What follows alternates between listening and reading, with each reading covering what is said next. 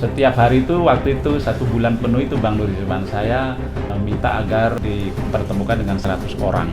Tiap hari saya itu bisa sampai 4-5 kali pertemuan tuh dalam sehari. Yang membantu saya selain jaringan itu dari sisi anggaran juga teman-teman tuh ada yang bantu berapa juta. Oh, saweran. Saweran gitu ya. Boleh lah ya. Boleh lah.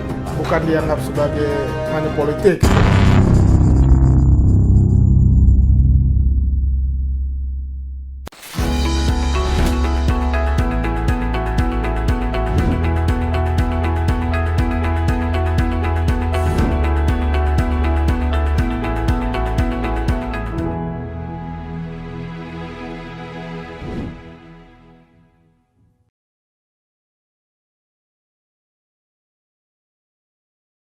Assalamualaikum warahmatullahi wabarakatuh, kawan baik. Waalaikumsalam warahmatullahi wabarakatuh. Nur Bang Nur Iswan. Kawan baik Nur Iswan Channel. Kali ini saya bertemu dengan Bang Zulfikar Dengan junior lah. Sadikin. Dari sisi usia junior, Iya. senior. Dari sisi prestasi seniornya Bang Jul daripada saya. Bukan prestasi di bidang yang lain kan, masing-masing punya prestasi. Betul.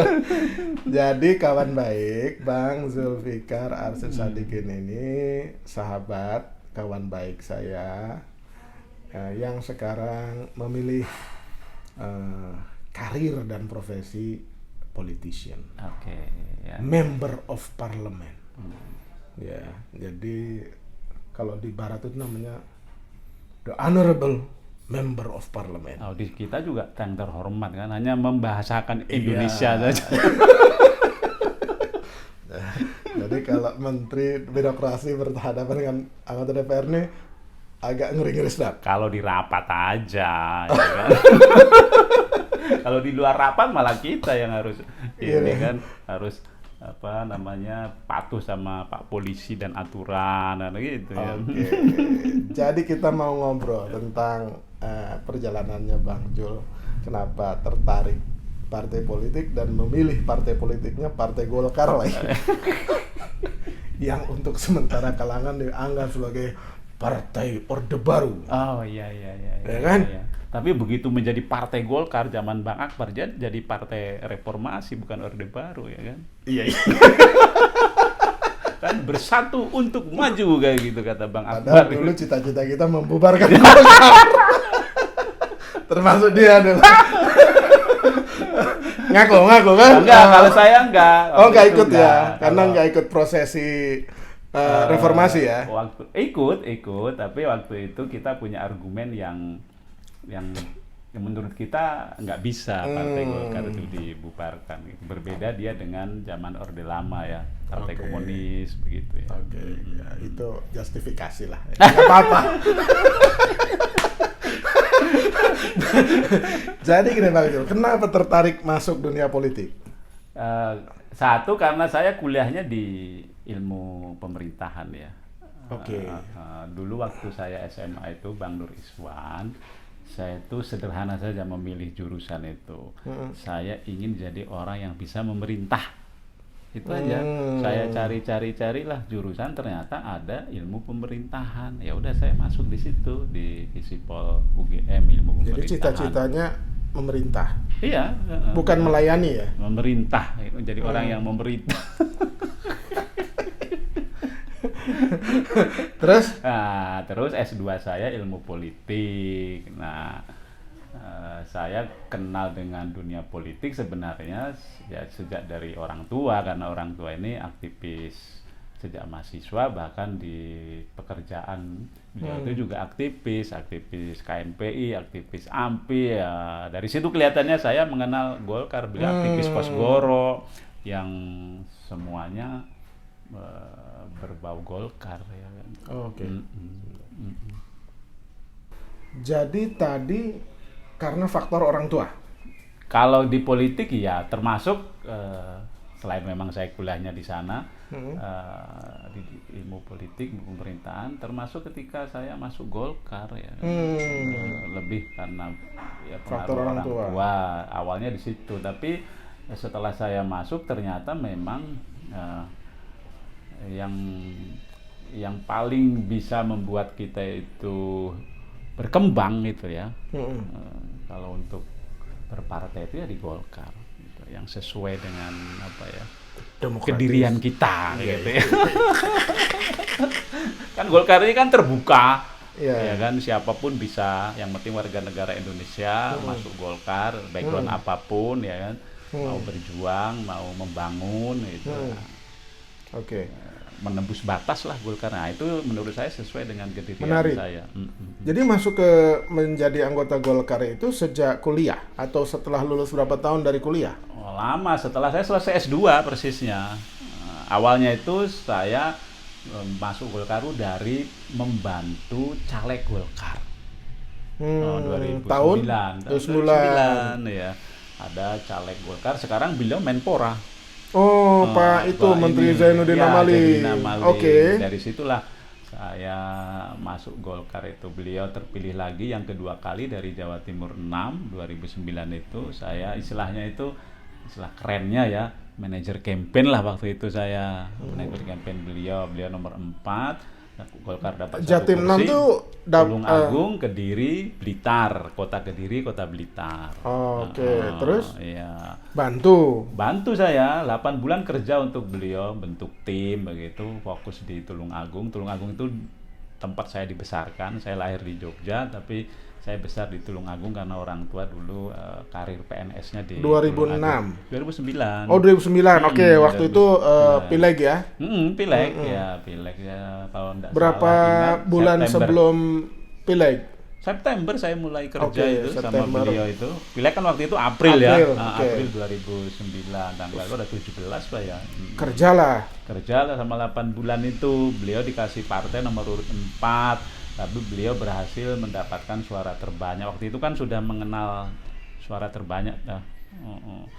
Partai Golkar dapat 1 kursi. Berapa suara Kalau tidak individunya? salah individu, beliau Bang Zainuddin Amali itu, saya manggilnya Bang karena beliau senior, orang Gorontalo ya, 31.086. Ya. Lolos itu dengan Lolos. suara 31.000. Karena kan ada caleg yang lain juga, ada suara partai, di total Golkar itu dapat 1 kursi dari apa, dulu rumusnya kan kuota ya, bilangan pembagi pemilih. Ada incumbent nggak di situ? Waktu itu tidak ada. Golkar nggak ada. punya kursi berarti di situ. Pernah ada, tapi Nggak, nggak nyalek lagi dari waktu, sana. Iya. Selalu dapat 1 kursi dari pemilu ke pemilu. Tapi nggak nyalek. Waktu itu nggak ada petahana lah, petahananya nggak nyalek. Mulailah resmi untuk membantu. Nah dari situlah ketika berhasil itu saya ditanya, kamu mau kemana Jo, sama Bang Jai kan? Ya saya mau ke politik aja lah, saya mau mengalami karir di politik. Ya udah, dari mana? Dari tenaga ahli fraksi.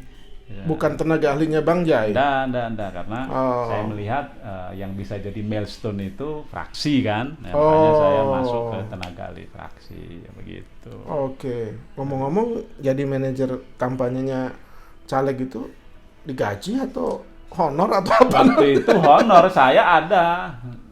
Honor per bulan begitu ya, saya dari atas terus sampai level yang paling bawah itu adalah honor gitu istilahnya. Dan nikah ya waktu itu? Sudah. Cukup ya honornya? Ya menurut saya pas lah, cukup gitu. Karena saya juga diminta untuk mengelola uang.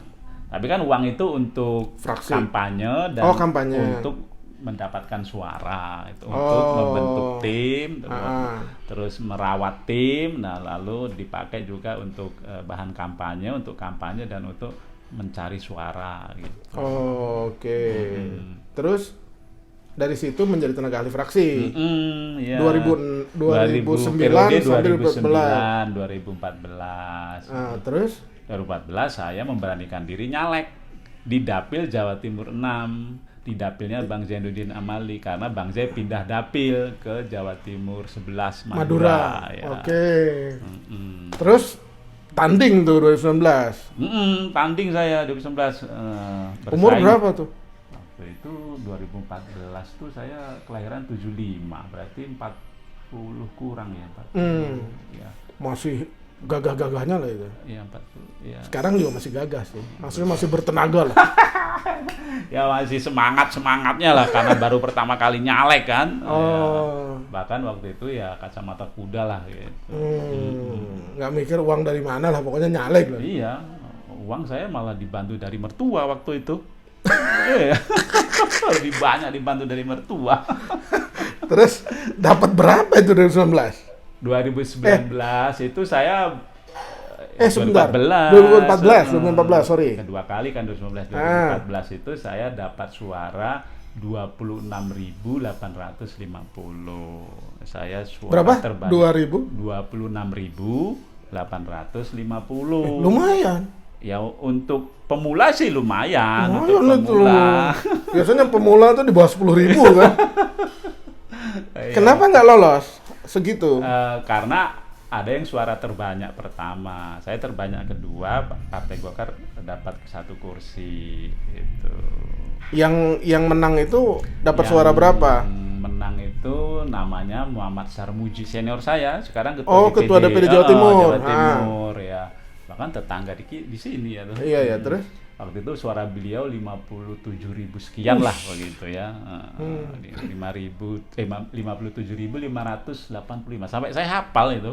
Iyalah. Mungkin Mas Sarmuji sendiri belum tentu hafal. Iya. Terus. Gitu Bang Nur Iswan ya. Terus? Begitu enggak terpilih itu saya sempat ya namanya enggak terpilih. Putus asa lah, sedih lah. Shock lah ya, kecewa begitu. Terus saya matur sama orang tua, matur sama mertua, sama istri gimana. Nah, itu biasa kata mereka, ya kalau memang tetap mau di politik ya harus lanjut. Akhirnya saya memutuskan lanjut, kembali lagi ke tenaga ahli fraksi 2014-2019 itu. Bahkan di tenaga ahli fraksi saya sempat menduduki jabatan wakil koordinator, terakhir koordinator. Koordinator tenaga ahli fraksi Partai Golkar. Kalau di negara maju tuh namanya legislative assistant. Ya itulah. Gagah itu. Ya memang biasanya kalau di negara maju tuh anak tangga untuk politician tuh menjadi legislative assistant. Iya, biasanya rata-rata begitu. Nah, 2019 tanding lagi. Tanding lagi saya 2019. Dapil sama. Beda, cari dapil yang memungkinkan saya bisa terpilih. Parameternya apa? Memungkinkan itu. Waktu itu loh ya. Parameternya. Biar kawan baik yang mau jadi politisi itu belajar. Parameternya itu di dapil itu Golkar selalu dapat kursi. Oke. Yang kedua, kita tidak perlu mengenal dapil itu secara dalam, tapi kita punya jaringan lah di dapil itu. Gitu. Terus berikutnya ya kompetitor kita itu tidak terlalu berat. Memang ada sih waktu itu petahana ya, tapi petahananya sudah waktu itu sudah sepuh karena memang sudah 5 periode berturut-turut. Dan mohon maaf ya waktu itu sedang sakit beliau itu. Tapi tetap maju. Memang katanya gini, ada istilah kalau kekuasaan itu jangan ditunggu, harus direbut. Kalau ditunggu, yang berkuasa itu ingin terus mengawetkan kekuasaannya. Semuanya juga harus diraih, tidak harus kekuasaan seperti Bang Nur Iswan ya. Meraih channel sekarang subscribernya lumayan lah. Harus diraih gitu ya. Jadi dapil, akhirnya milih dapil Jawa Timur 3, ketemulah di Jawa Timur 3, Banyuwangi, Bondowoso, Situbondo. Nah, itu. Udah punya jaringan di situ? Sudah punya jaringan. Gimana? Ya berkat pergaulan aktivitas saya di kampus, di mahasiswa. Waktu itu kan saya aktifnya di organisasi Isra Kampus, himpunan mahasiswa Islam. Nah, ternyata di sana, di dapil saya itu banyak alumni HMI yang aktif di Partai Golkar, yang aktif di masyarakat. Nah, itu menjadi jejaring saya gitu. Didatanginlah satu-satu ya. Sowan-sowan begitu. Oke. Akhirnya terbentuklah jaringan itu. Iya, dengan sendirinya, apalagi memang ada di sana waktu itu ada harapan ya kalau bisa ada orang Golkar yang alumni HMI, teman-teman di sana yang bilang begitu. Ya untung saya alumni HMI ya kan. Iya. Pas masuk ke sana dikasih partai nomor urut 1. Kok bisa nomor urut 1, hebat benar.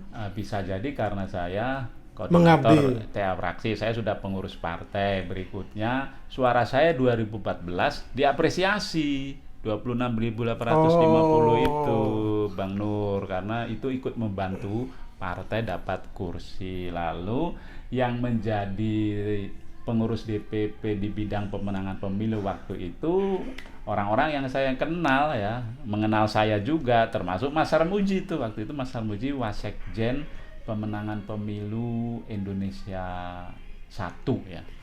Ketua bidangnya ini apa, Nusron Wahid. Terus jadi mereka ikut mendukung lah. Iya, wakil bendaharanya almarhum teman kita nih, siapa, Muhammad Ihsan Firdaus.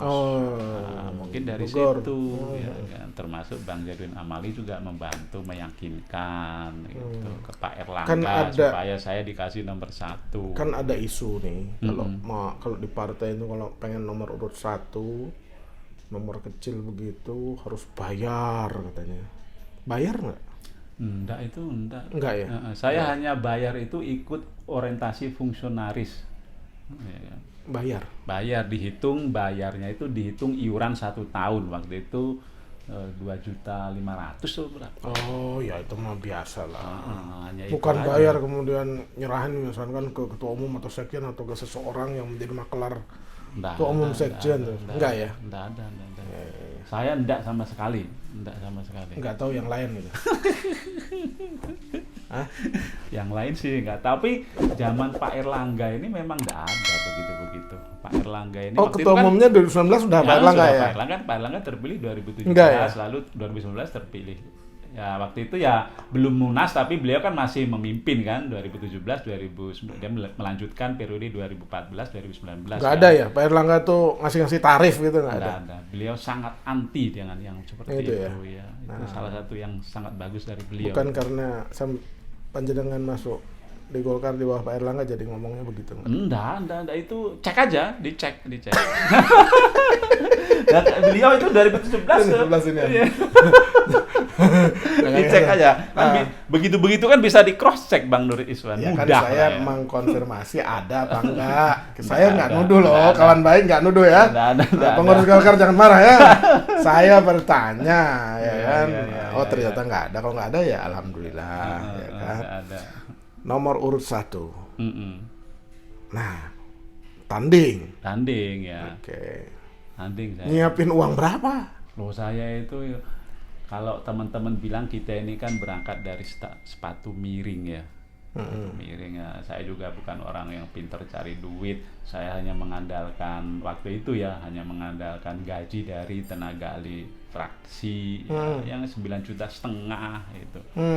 Ya, waktu itu saya itu walaupun dikasih nomor 1 baru bisa turun full itu 1 bulan sebelum hari H loh Bang Nur Iswan. Masa sih? Bener ya, karena emang nunggu. Jadi nggak pernah turun selama itu ya, sekali-sekali lah turun itu ala kadarnya gitu ya. Iya, pada acara ulang tahun Golkar aja turun bulan Oktober. Jadi sebulan sebelumnya, tapi jaringan itu udah terbentuk. Sudah, ya kan? Ya, jaringan sudah tuh ada. cuman mungkin maksudnya intensif keliling sebulan sebelumnya. Ya kan tadi kan jaringannya udah, jangan sampai kawan baik instan gitu, nggak pernah bangun jaringan tapi pengen menang ya kan? Iya, itu Jaringannya susah, mungkin dibangun 3 tahun atau 4 sebenarnya tahun tidak perlu juga lama. Yang penting kita terkonek lah dengan jaringan itu. Ada entitas yang mengkonekkan gitu. Emang Bang Jul asli sana? Banyuwangi, Bukan, Pasuruan? saya lahir di Jogja, besar di Tulungagung. Saya belum kenal daerah sana. Tapi karena memanfaatkan jaringan itu, jadi sering silaturahmi ke sana lah? Enggak sering juga. Gitu ya. Sesekali lah? Enggak juga, saya belum pernah saya ke sana. Hanya pernah lewat situ Bondo, ke pelabuhan Ketapang itu mau ke Bali, udah itu aja. Oke. Tapi bisa menang hebat juga loh. Mungkin Caranya gimana? Mungkin karena saya muda waktu itu, yang petahana kan udah tadi saya bilang udah sepuh kan gitu. Ada harapan baru lah bagi teman-teman itu di sana. Saya ya datang menyapa mereka setiap hari itu. Waktu itu 1 bulan penuh itu Bang Nur Rizwan, saya minta agar dipertemukan dengan 100 orang. Jadi tiap hari saya itu bisa sampai 4-5 kali pertemuan tuh, salam sehari. Yang membantu saya selain jaringan itu dari sisi anggaran juga teman-teman tuh ada yang bantu berapa juta Oh, saweran gitu ya, ngumpulin lah ya, ngumpulin waktu kampanye. bukan dianggap itu sebagai money politik gitu. itu bukan money politik, karena kan itu tim yang datang itu. Oh, tim relawan lah. Relawan Oh, begitu. bukan masyarakat. Bukan pemilih langsung. Oh, oke. Ya itu. Lalu disitulah terjadi dialog. Saya minta bantuan, maukah menjadi tim saya, relawan saya, ya nyarikan suara untuk saya. Kalau memang cocok sama saya dianggap bagus, itu bisa diharapkan. Ya paling tidak konco kalau bahasa Pak Sudarmono dulu itu, zaman Golkar Pak Sudarmono, konco sak kasur, konco sak sumur, konco sak dapur, nak dulur, udah itu aja. Ilmu itu doang. Iya, itu aja. Terus kasih ini nggak alat peraga kayak jam dinding, kalender apa segala macam itu? Saya waktu itu hanya mampu buat banner sama buat leaflet, udah itu aja.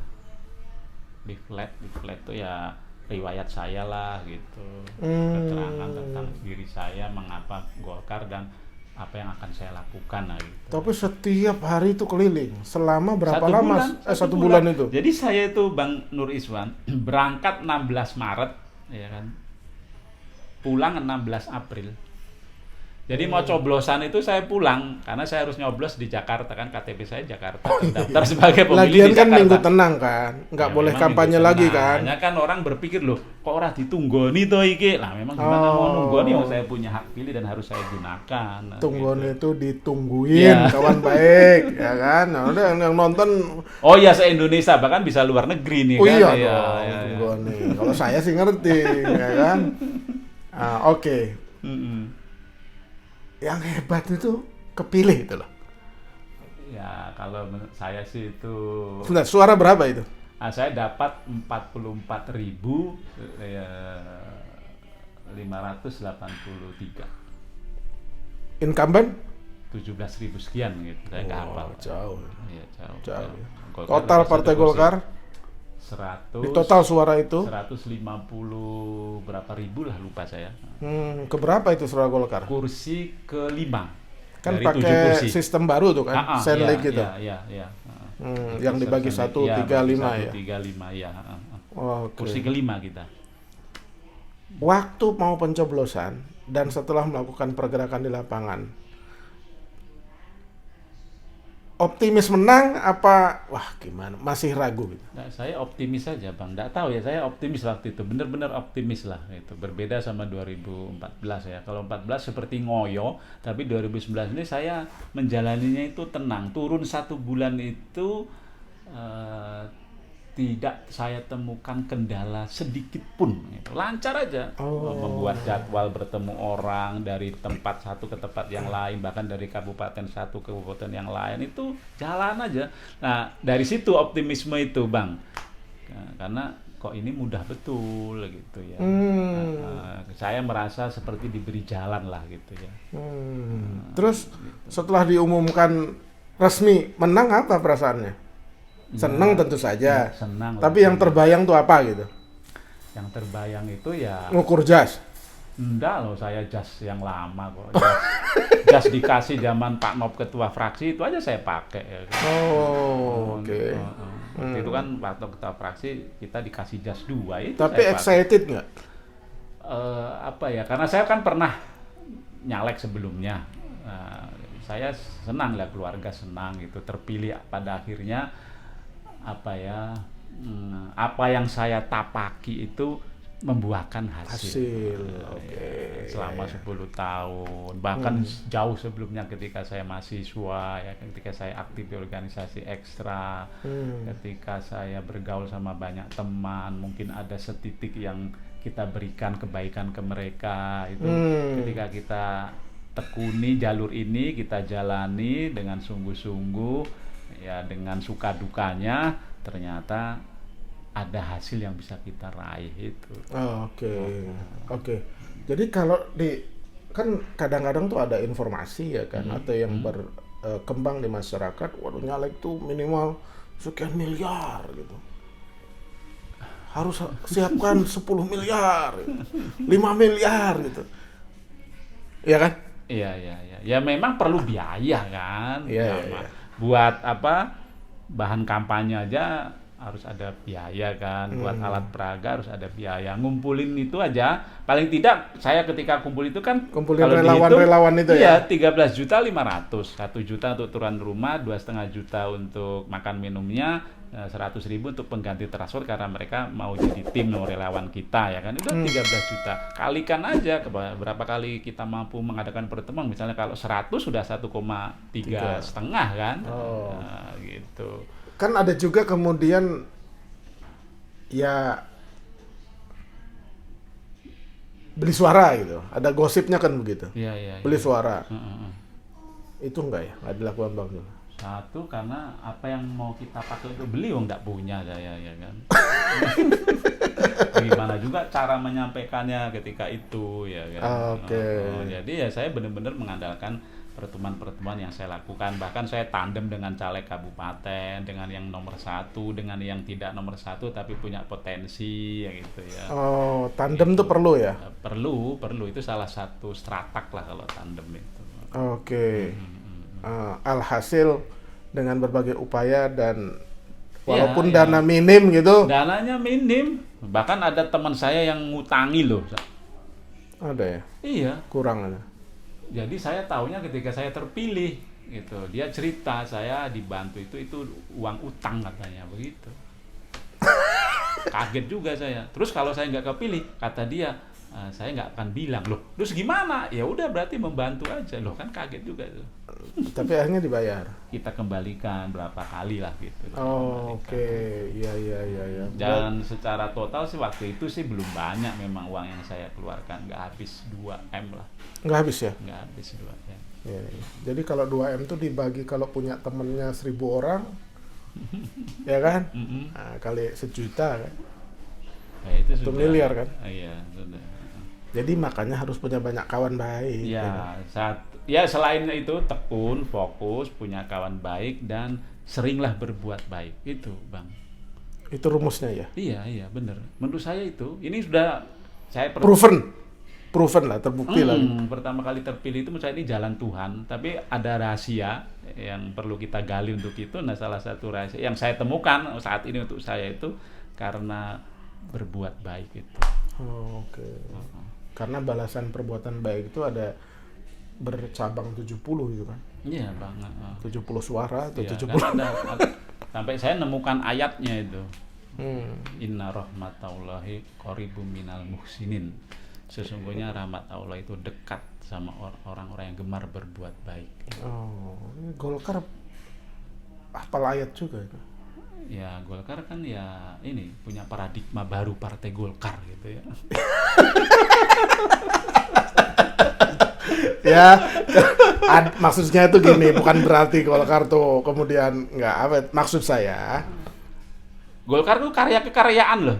Ya. Jadi karya-karya itu amal soleh gitu kan.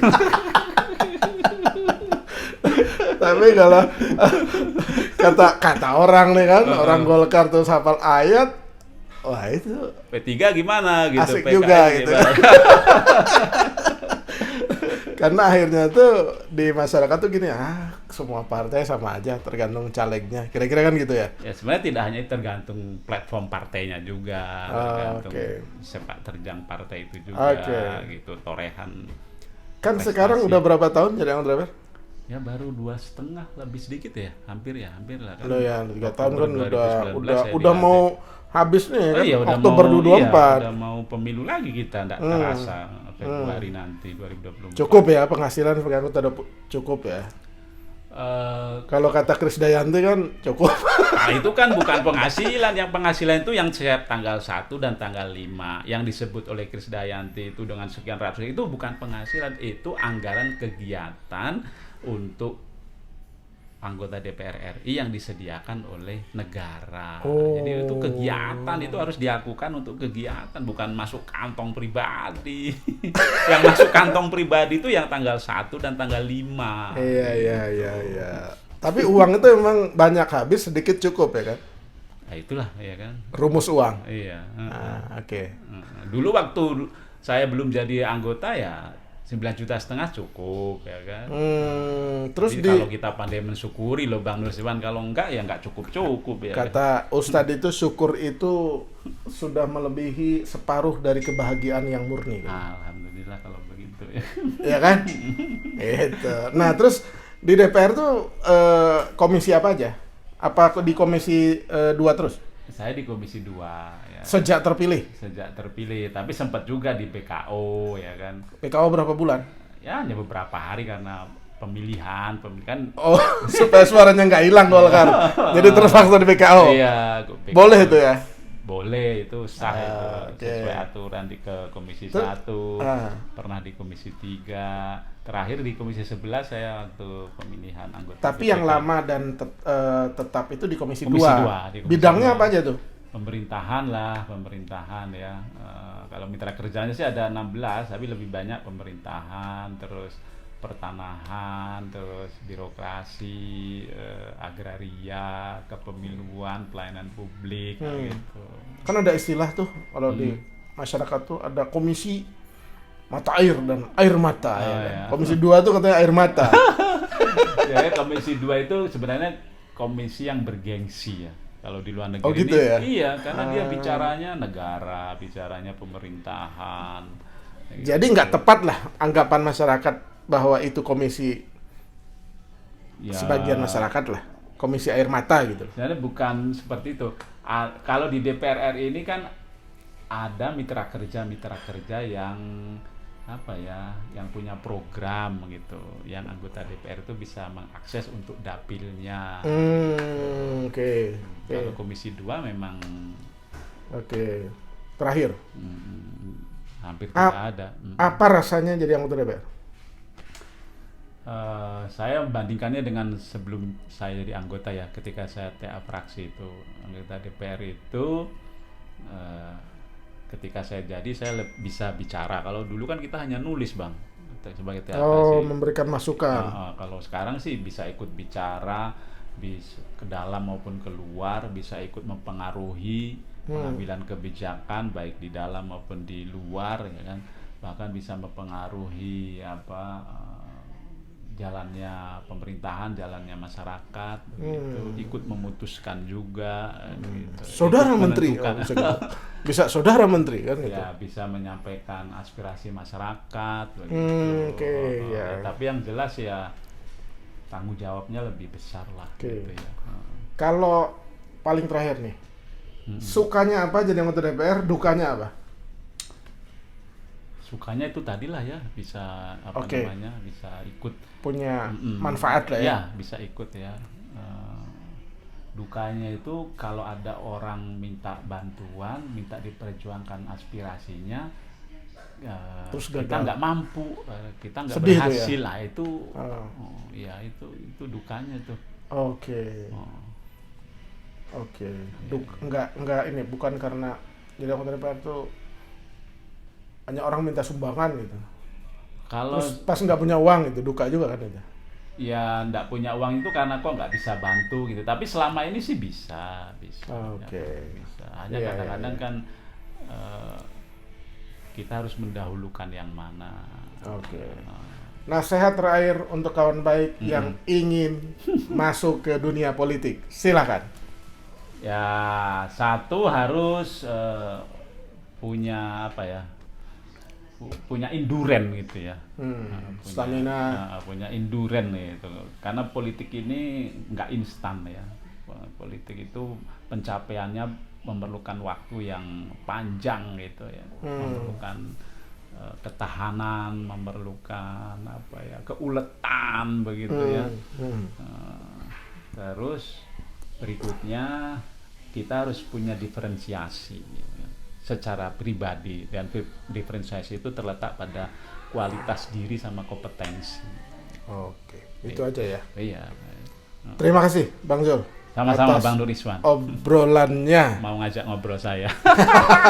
Yang pemula. Sebenarnya enggak pas ini mau pemula saya ini kan. Justru itu kita cari yang pemula Gitu. supaya kawan baik yang juga pemula dan minat ke wilayah politik harus kita dorong. Oh ya. Kita anak-anak muda ini harus dorong. Setuju. Jangan kalau alergi. setuju. Oh iya. Politik harus diisi oleh anak-anak muda yang punya karena kompetensi, politik itu yang punya menentukan semua aspek kehidupan. Iya. Demikian kawan baik. Bersama Bang Zulfikar Arse Sadikin, Siap, terima kasih Bang Nur anggota Rizwan. DPR dari Partai Golkar. Oke. Sekarang di komisi. Sekarang mulai masa sidang ini ditugaskan di Komisi 11. Oke. Iya. Terima kasih. Jangan Terima lupa kasih kawan baik. subscribe, share, like, dan komen. Ada Obrolan begitunya bersama juga ya. Bang Zul. Assalamualaikum. Waalaikumsalam warahmatullahi wabarakatuh.